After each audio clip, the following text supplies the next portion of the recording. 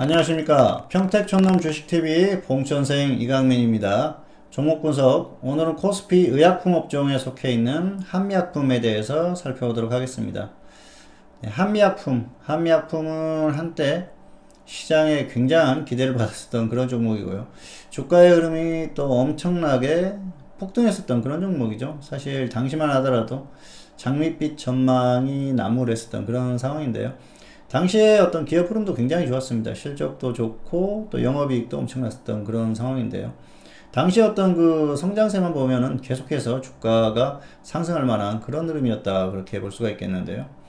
이후에 이제 서서히 좀 조정을 받다가 악재가 터지면서 크게 조정을 받았고요. 다시 한번 또 바이오가 가는 흐름에서 같이 상승을 했던 그런 흐름입니다. 그래서 최근에 어떤 주가의 흐름 자체는 기업의 어떤 자체적인 호재나 기업의 어떤 성장성 뭐 이런 것들도 있겠지만은 역시 지수의 흐름이나 바이오의 흐름 때문에 움직임이 나왔다, 그렇게 보시면 될 것 같습니다. 그래서 지금은 사실은 그렇게 아주 크게 기대할 만한 그런 흐름은 아니라 생각을 하고요. 최근에 주가가 조금 움직이는 흐름에서 기관의 리포트나 이런 것들이 좀 좋게 나왔었죠. 뭐 글로벌 제약사들과 비슷한 그 파이프라인을 구축하고 있다. 그래서 향후의 성장성이 기대된다. 뭐 그런 것, 뭐 바이오 쪽에 흔히 나올 수 있는 그런 그 리포트가 나오면서 같이 좀 움직임이 나왔어요. 그래서 뭐 큰 그런 의미를 부여할 만한 그런 상황은 아니다, 그렇게 볼 수가 있겠고요. 실제로 어떤 실적이라든지 그런 것들이 나와줘야 되는데 아직까지 그 정도까지 흐름은 아니라고 봅니다. 그 과거의 어떤 그런 흐름까지는 아니라는 것이죠. 사실 2015년 당시의 흐름이 굉장히 좋았었죠. 물론 시장의 흐름도 좋았었습니다만은 기술 수출에 대한 어떤 그런 그 계약 이런 것들이 크게 부각이 되면서 엄청난 흐름을 보였었는데, 베링거 인게라임과의 그 계약 해지 뭐 이런 이슈 때문에 급락하고 그랬었지 않습니까? 그리고 또 임직원들 중에 뭐 직원들이나 이쪽에 그 미공시 정보를 이용한 그런 것들 여러 가지 뭐 그런 좀 악재가 있었습니다. 그래서 당시에 흐름이 좋지 않았다가 또 강하게 반등하는 구간이 나왔었는데요. 그런 것들은 상당히 좀 인위적인 흐름도 있었고요. 또 바이오 전반이 움직이는 그런 흐름에서 나왔다 볼 수가 있겠습니다. 그래서 향후의 어떤 흐름은 바이오의 흐름, 지수의 흐름 이런 것들에 영향을 받을 가능성이 크기 때문에 크게는 지수, 그리고 또 작게는 바이오 업종의 의약품이죠. 의약품 업종의 흐름, 그 정도만 보시면은 무난하다 볼 수가 있겠습니다. 그래서 뭐 여기에서 폭발적으로 어떤 수급적인 어떤 흐름이 나온다거나 주가의 흐름이 나온다거나 그렇게 보기에는 좀 어려운 국면이다, 그렇게 보시는 게 맞을 것 같습니다. 자, 좀 더 자세히 살펴보도록 하겠습니다. 한미약품입니다. 한미약품은 한미사이언스가 최대 주주죠.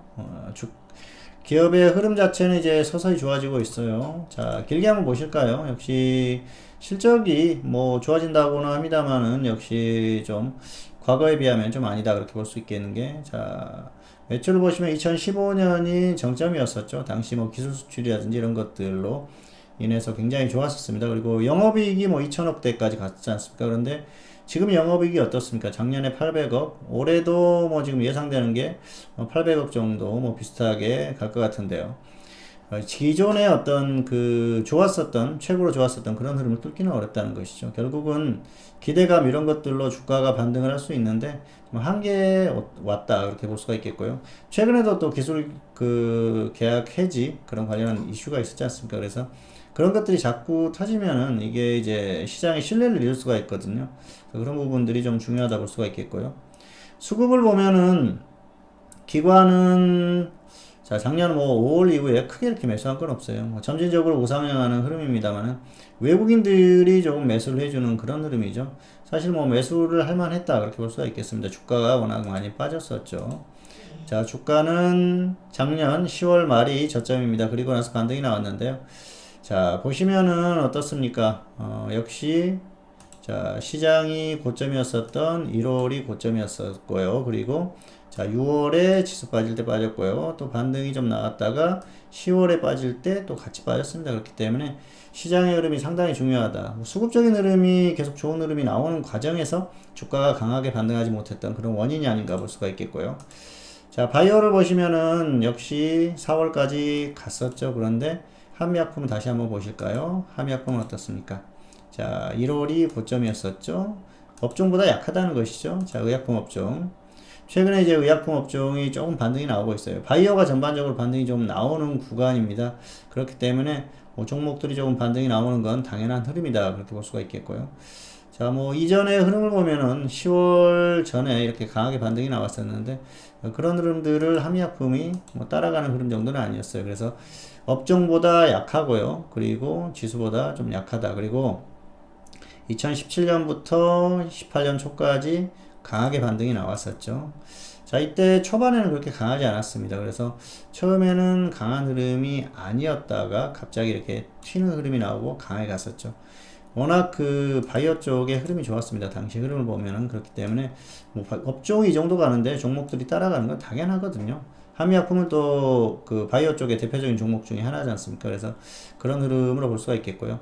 자, 업종의 고점을 보시면은 자, 2016년 그리고 자, 2015년 고점을 2016년에 넘었고 그리고 2018년 4월이 고점이지 않습니까? 함의약품 보실까요?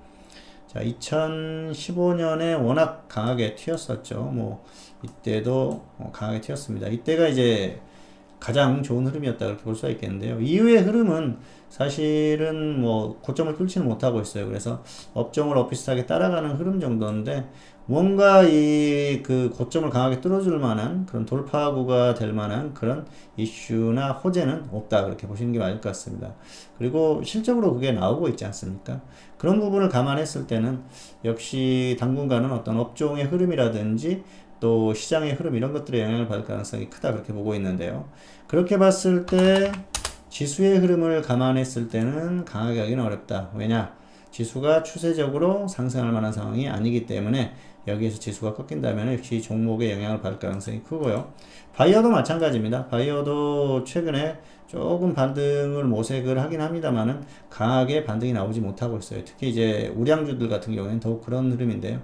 어쨌든 그런 흐름을 감안했을 때는 여기에서는 함의약품 같은 경우에는 강한 탄력보다는 어느 정도 좀 한계에 오지 않았나 그렇게 생각을 합니다.